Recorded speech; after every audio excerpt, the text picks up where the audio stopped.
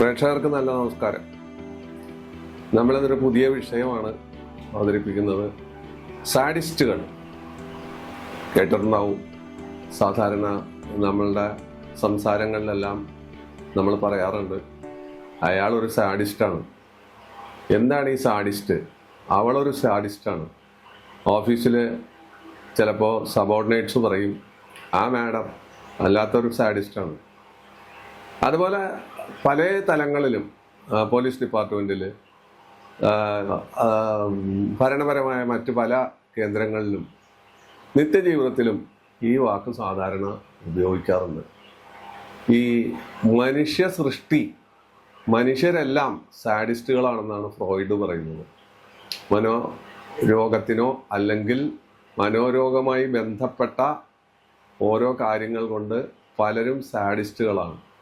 Sadist എന്ന് പറയുന്ന പദത്തിനെ സംബന്ധിച്ച് പറയുമ്പോൾ അന്യരുടെ വിഷമം, അന്യരുടെ ദുഃഖം, അന്യരുടെ വേദന കണ്ട് രസിക്കുക എന്നുള്ളതാണ് പച്ച മലയാളത്തിൽ അതിൻ്റെ വ്യാഖ്യാനം. ഇത് എല്ലാ മനുഷ്യരിലും ഉണ്ട്. ഒരാൾ അതപ്പതിച്ച് കണ്ടാൽ നമ്മളുടെ മനസ്സിലുണ്ടാവുന്ന സന്തോഷം, ഒരാൾക്ക് ആപത്ത് വന്നാൽ ആ ആപത്തിൽ ചെന്ന് അനുശോചനം അറിയിച്ചുകൊണ്ട് ഇപ്പുറത്ത് മാറി നിന്ന് സന്തോഷിക്കുന്ന സ്വഭാവം രാഷ്ട്രീയക്കാർക്കാണ് കൂടുതൽ. ഒരുത്തൻ്റെ കസേര ഒഴിഞ്ഞു കിട്ടിയാൽ ആ കസേര ഇവന് ലഭിക്കുമല്ലോ എന്നുള്ള സന്തോഷമാണ് അവിടെ ചെന്ന് കണ്ണീരൊഴുക്കും, അവിടെ ചെന്ന് മറ്റ് പല അഭിനയങ്ങളും നടത്തും. പക്ഷേ ഉള്ളിൻ്റെ ഉള്ളിൽ അഗാധമായിട്ട് സന്തോഷിക്കുകയാണ്, വെറുതെ സന്തോഷിക്കുകയല്ല. ഇതാണ് സാഡിസം. പിന്നെ മറ്റുള്ളവരെ വേദനിപ്പിക്കുക, മറ്റുള്ളവരെ ആവശ്യമില്ലാതെ പഴി പറഞ്ഞും അല്ലെങ്കിൽ കയ്യേറ്റം ചെയ്തും ദ്രോഹിക്കുക, അങ്ങനെയുള്ളൊരവസ്ഥ. ഭരണാധികാരികളെ എടുക്കാൻ നോക്കി. ഇദി അമീൻ മനുഷ്യമാംസം രുചിച്ച മനുഷ്യൻ എന്നെല്ലാം ലോകം പറയുന്ന ക്രൂരനായിരുന്നു. കൊറിയയിലെ ചില നേതാക്കന്മാർ, കമ്മ്യൂണിസ്റ്റ് ചൈനയിലെ കുറേ നേതാക്കന്മാർ, തിയാമൻ സ്ക്വയറിൽ ചില അവകാശങ്ങൾക്ക് വേണ്ടി പ്രകടനം നടത്തിയ യുവാക്കളെയും യുവതികളെയും ടാങ്ക് ഉപയോഗിച്ച് ഞെരിച്ച് ചമ്മന്തിയാക്കി ആ ചമ്മന്തി കോരിക്കളഞ്ഞ് കണ്ട് രസിച്ച ഭരണാധികാരിയെ നമ്മൾ കണ്ടിട്ടുണ്ട്.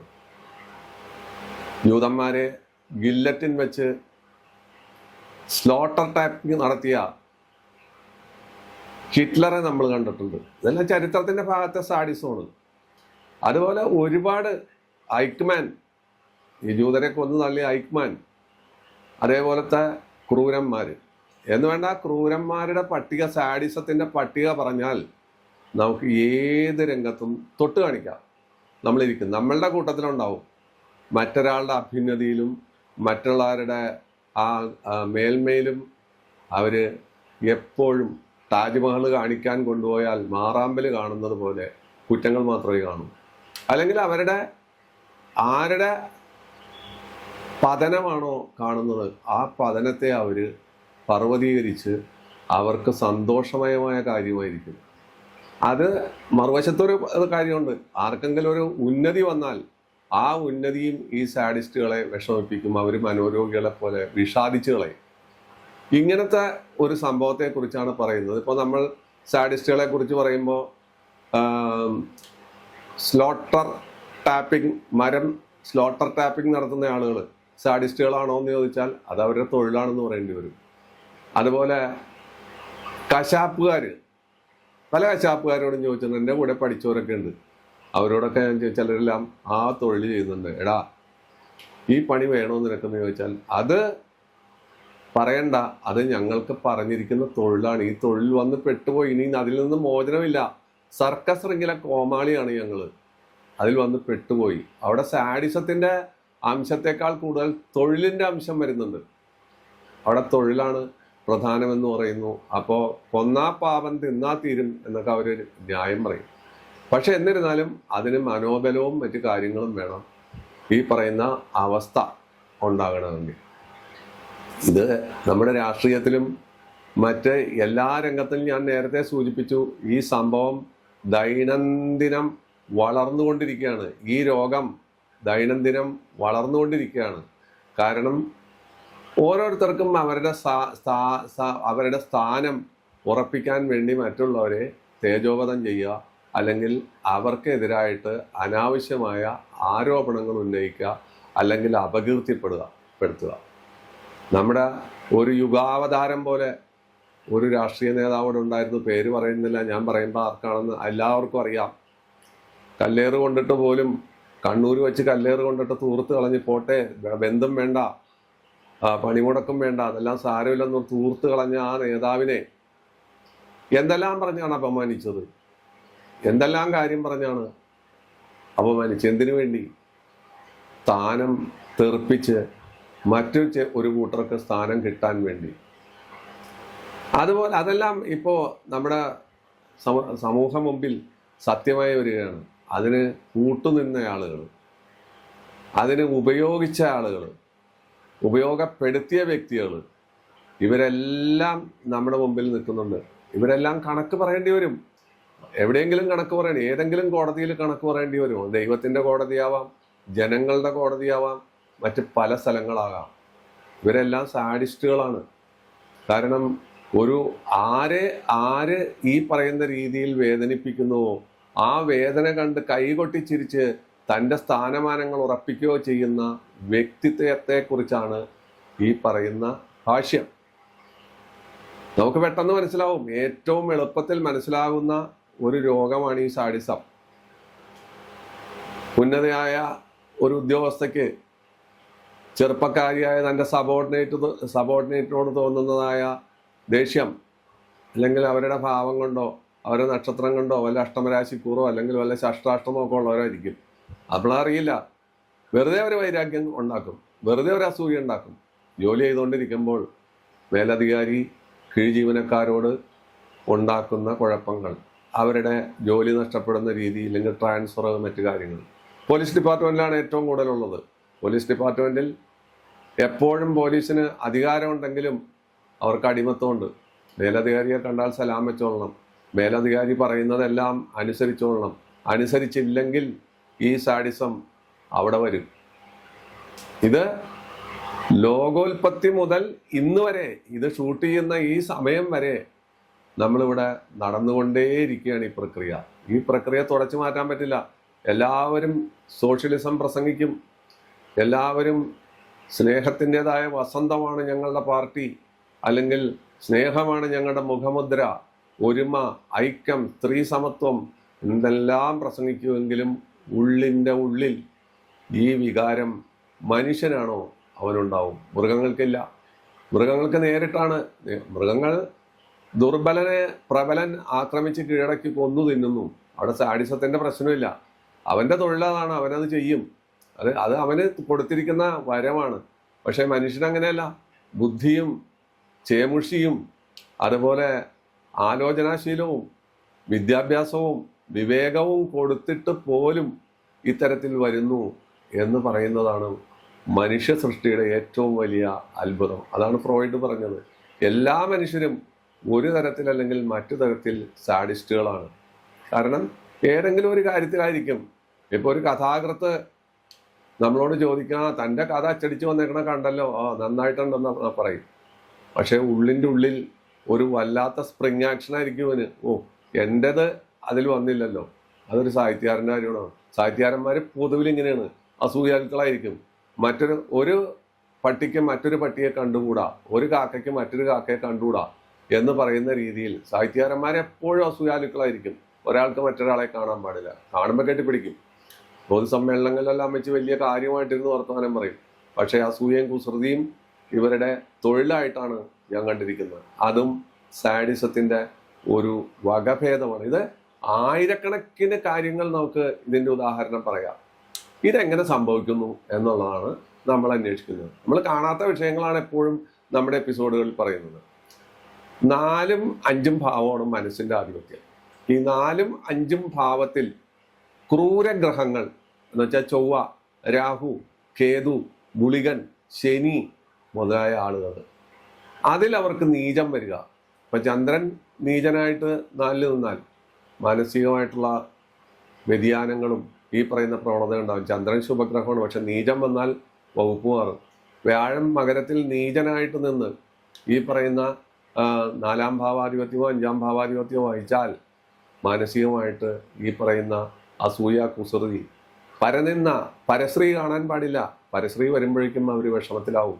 അങ്ങനത്തെ അവസ്ഥ ഉണ്ടാകുന്നുണ്ട്. അപ്പോൾ 4-5 ഭാവങ്ങളിൽ വരുന്ന ക്രൂരഗ്രഹങ്ങൾ അല്ലെങ്കിൽ ദോഷഗ്രഹങ്ങൾ അവർക്ക് നീചം, ഉച്ചം, മറ്റ് കാര്യങ്ങൾ എന്തുണ്ടായാലും ശരി ഈ അവസ്ഥ അവിടെ വരുന്നു എന്നുള്ളതാണ് നഗ്നസത്യം. അതുപോലെ നമുക്ക് കർമാധിപത്യം നോക്കാം. കർമാധിപത്യം എന്ന് വെച്ചാൽ തൊഴിലിൻ്റെ ആധിപത്യമാണ്, അല്ലെങ്കിൽ നമ്മുടെ പ്രവൃത്തിയാണ്. ആ പ്രവൃത്തി സ്ഥലത്ത് ഈ പറയുന്ന രീതിയിലുള്ള ഗ്രഹങ്ങൾ നീചാവസ്ഥയിലോ ശത്രുക്ഷേത്രത്തിലോ അല്ലെങ്കിൽ അവർ ഈ പറയുന്ന രീതിയിലുള്ള ഏതെങ്കിലും അവസ്ഥയിൽ നിന്നാൽ ഈ സാഡിസം അവിടെ ഉണ്ടാകാം. ഏത് ക്രൂരപ്രവൃത്തിയും ചെയ്യാനായിട്ട് തയ്യാറാകുന്ന പോലീസ് ഉദ്യോഗസ്ഥന്മാർ നമുക്ക് ഒരുപാട് ചരിത്രങ്ങളുണ്ട്, ഒരുപാട് കഥകളുണ്ട്. ആ കഥകളൊക്കെ ഇവിടെ പറഞ്ഞാൽ പലരും ബുദ്ധിമുട്ടിലാകും. അപ്പോൾ അതെല്ലാം വെളിച്ചത്ത് വരും. അതുകൊണ്ട് ഞാൻ മറ്റൊരാളെ തേജോവധം ചെയ്യാൻ തയ്യാറാവുന്നില്ല. അത് നമുക്ക് ആലോചിക്കാവുന്നതേ ഉള്ളൂ. ഏറ്റവും കൂടുതൽ സാഡിസ്റ്റുകൾ ഈ പോലീസ് പട്ടാള വകുപ്പിലാണ് സാധാരണ കാണാറുള്ളത്, മനുഷ്യരിൽ. അതുപോലെ ഭരണാധികാരികൾ ഞാൻ ചിലരെയെല്ലാം പറഞ്ഞു, ലോക നേതാക്കളെയും ചില രാഷ്ട്രങ്ങളുടെ സാഡിസത്തെക്കുറിച്ചും പറഞ്ഞു.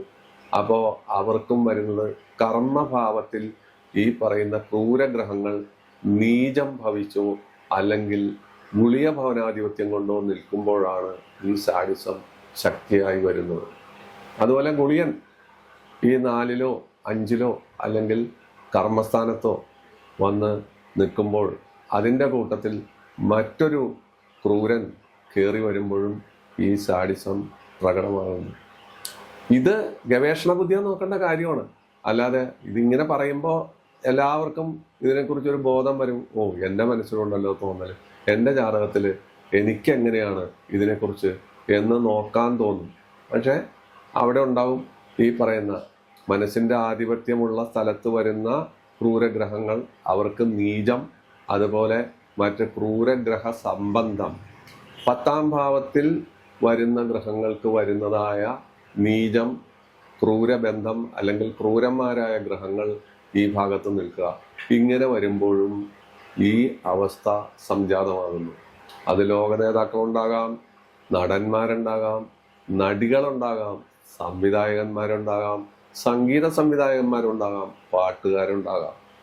ഇങ്ങനെ ഏത് വിഭാഗത്തിലും നമ്മുടെ ജീവിതത്തിൻ്റെ നാനാ തുറകളിൽ ഈ പറയുന്ന ഒരു അവസ്ഥ സദാ സംവേദിക്കുന്നു, സദാ കണ്ടുകൊണ്ടിരിക്കുന്നു. അതിന് യാതൊരു ഭംഗവുമില്ല. എത്ര ഉപദേശങ്ങൾ വന്നാലും, എത്ര മഹാത്മാഗാന്ധിമാർ ജനിച്ചാലും, എത്ര ശ്രീബുദ്ധന്മാർ ജനിച്ചാലും, എത്ര രമണ മഹർഷിമാർ ജനിച്ചാലും അവരുടെ എല്ലാം വാക്കുകൾ വെറും പാഴ്വാക്കായിക്കൊണ്ട് ഈ സംഭവം തുടർന്നുകൊണ്ടേയിരിക്കും. കഥ തുടരും എന്ന് പറയുന്ന രീതിയിൽ സാഡിസം മനുഷ്യന് കൂടപ്പിറപ്പാണ്. ആ കൂടപ്പിറപ്പായ ആ വസ്തു ഒരിക്കലും മാറില്ല. അത് ഓരോരുത്തർക്കും ഓരോ അളവിൽ സന്നിവേശിക്കുന്നു എന്നല്ലാതെ, ആ അളവിന് വ്യത്യാസമുണ്ടെന്നല്ലാതെ നമുക്ക് വേറൊന്നും അതിൽ പറയാനോ ചെയ്യാനോ ഇല്ല എന്നുള്ളതാണ് ഈ എപ്പിസോഡിൽ ഞാൻ പ്രതിപാദിക്കുന്ന വിഷയം. അപ്പോൾ സാഡിസം എന്താണ്? ആ സാഡിസത്തിന് കാരണം എന്താണ്? അത് മനുഷ്യ ജന്മസിദ്ധമായി കിട്ടുന്ന ഒരു ഏർപ്പാടാണ്. അതിന് കാരണം ഈ പറയുന്ന ഗ്രഹങ്ങളാണ്. മനസ്സിൻ്റെ ആധിപത്യമുള്ള ഗ്രഹങ്ങളും അത് കർമാധിപനും മറ്റുമാണ്. അതുപോലെ അവിടേക്ക് വരുന്ന പാപഗ്രഹങ്ങളുടെ ദൃഷ്ടിയും പിന്നെ ഇവരുടെ ജന്മന ഉള്ള ചില പൈതൃകങ്ങളും ഇതിനെ ബാധിക്കുന്നതായി കാണുന്നുണ്ട്. അത് അവർ ചെയ്യുന്ന തൊഴിൽ. ഇപ്പം ചൊവ്വ വളരെ ഉച്ചബലവാനായി നിൽക്കുന്ന പലരും പോലീസിലുണ്ടാവും, സ്പോർട്സ് വകുപ്പിലുണ്ടാവും, അതുപോലുള്ള പല കാര്യങ്ങളിലൊക്കെ ഉണ്ടാവും. ഓരോ ഗ്രഹങ്ങൾക്കും അവരുടേതായ തൊഴിലുണ്ടാവും. നമ്മൾ പ്രതിപാദിച്ചിട്ടുണ്ട്. തൊഴിലിനെ കുറിച്ചൊക്കെ നമ്മൾ പറഞ്ഞു കഴിഞ്ഞിട്ടുണ്ട്. നിങ്ങൾ ഓർക്കുന്നുണ്ടാവും, ഓരോ എപ്പിസോഡിലും നമ്മൾ അത്തരം കാര്യങ്ങൾ പറയുന്നത്. ഈ സാഡിസ്റ്റ് മെൻറ്റാലിറ്റി അല്ലെങ്കിൽ സാഡിസം ഉള്ള മനസ്സ് എങ്ങനെ എപ്രകാരം നമ്മുടെ മുന്നിൽ അവതരിക്കുന്നു അത് കാണുമ്പോൾ അത് ഏത് ശ്രേണിയിൽപ്പെട്ട ആളാണെങ്കിലും ഈ കാര്യം ഓർത്തു വയ്ക്കുക. ഈ പ്രത്യേകത അവിടെ കാണാം. അവരുടെ അനേക ജാതകങ്ങൾ പഠിച്ചു നോക്കുമ്പോൾ ഞാൻ നേരത്തെ സൂചിപ്പിച്ച പല ലോക നേതാക്കന്മാരുടെ കാര്യങ്ങളും പഠിച്ചു വരുമ്പോൾ ഇങ്ങനെയുള്ള ഒരു പ്രത്യേകത അവിടെ കാണുന്നുണ്ട്.